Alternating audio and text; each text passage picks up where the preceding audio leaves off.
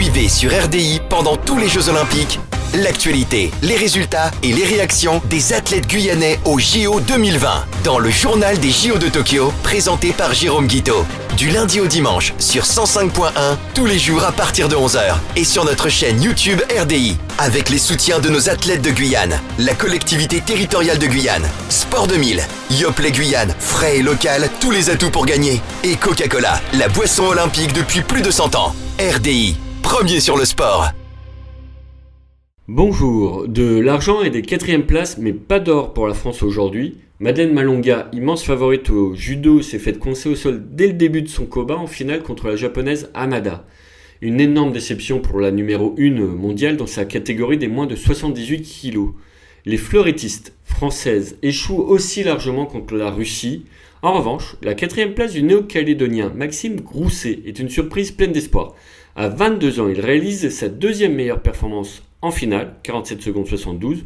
Son meilleur temps, 47 secondes 52, réalisé aussi lors de cette Olympiade, ne lui aurait pas permis de monter sur la boîte, donc aucune déception. Du côté des Guyanais, Mehdi Metella en 100 mètres papillon se qualifie pour les demi-finales avec un temps de 51 secondes 53, pas si loin de sa meilleure marque de 49 secondes 45. Du très bon et des chances de le voir en finale pour l'ancien des Pakoussines. Steven Aimable, qui nage sous les couleurs du Sénégal, réalise dans la même course un très bon temps de 53 secondes 64. Il termine 5e de sa série et ne se qualifie pas, mais le chrono tombe dans cette nage qu'il appréhende depuis peu. De bon augure pour le pensionnaire de l'université de Nova, en Floride. Il explose le record national du Sénégal de 5 secondes et nous répond juste après sa course. J'ai pu vraiment gérer le stress à ce niveau-là. J'étais surpris d'ailleurs. Mais au moment où je sors de la chambre d'appel et que je vois la piscine et je vois aussi les Sénégalais avec les drapeaux et tout le monde qui encourage tout le monde, quoi. C'est vraiment une sensation,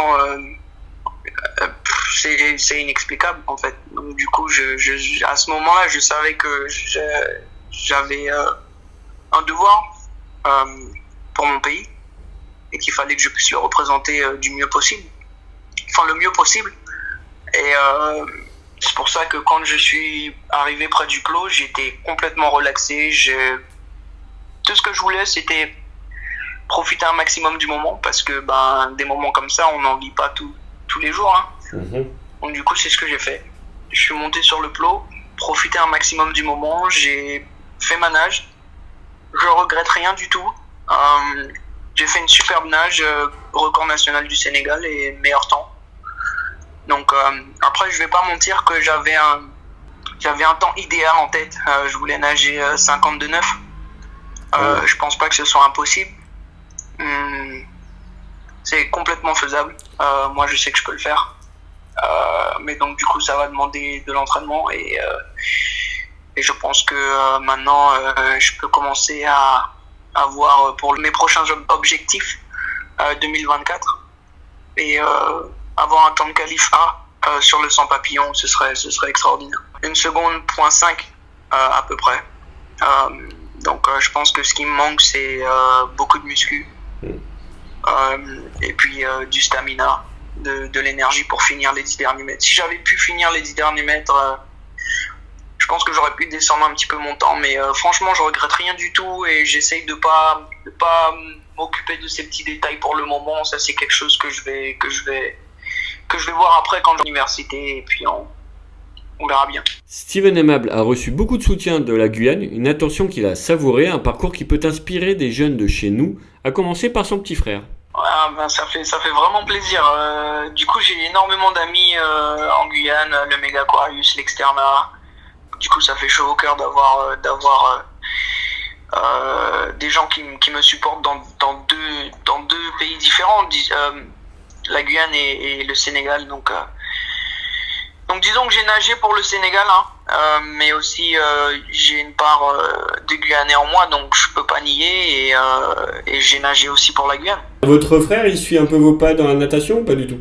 Ah oui, bien sûr, totalement. Il est très très chaud aussi, mon petit frère là. Donc on va voir ce que ça va donner. Peut-être que dans 3 ans, on va devoir courir l'un contre l'autre, sûrement. On verra. L'un contre l'autre parce que lui, il va choisir la France ? Non, il va choisir le Sénégal aussi, mais je pense que du coup, ce sera celui qui est le meilleur en fait, qui sera qualifié, ou peut-être qu'on aura tous les deux des temps de qualif. C'est ce qu'il faut espérer, les frères aimables. Et oui, qui sait. Information de dernière minute, Béatrice Sedvige fait match nul contre la Suède avec l'équipe de France de handball. Zahadi rate un penalty à la dernière seconde. La victoire est impérative dans 2 jours à 7h15 contre la Russie. Avant ça, on n'oublie pas de suivre la demi-finale de Mehdi Metella. Il nage dans la première série à 22h30 ce soir. Objectif être parmi les 8 meilleurs. La finale est prévue le lendemain, même heure. Mata Kondo, à bientôt pour d'autres résultats. Actualité, résultats et réactions des athlètes guyanais aux Jeux Olympiques 2020 sur RDI. C'était le journal des JO de Tokyo, présenté par Jérôme Guiteau. Du lundi au dimanche sur 105.1, tous les jours à partir de 11h. Et sur notre chaîne YouTube RDI. Avec les soutiens de nos athlètes de Guyane, la collectivité territoriale de Guyane, Sport 2000, Yoplait Guyane, frais et local, tous les atouts pour gagner. Et Coca-Cola, la boisson olympique depuis plus de 100 ans. RDI, premier sur le sport.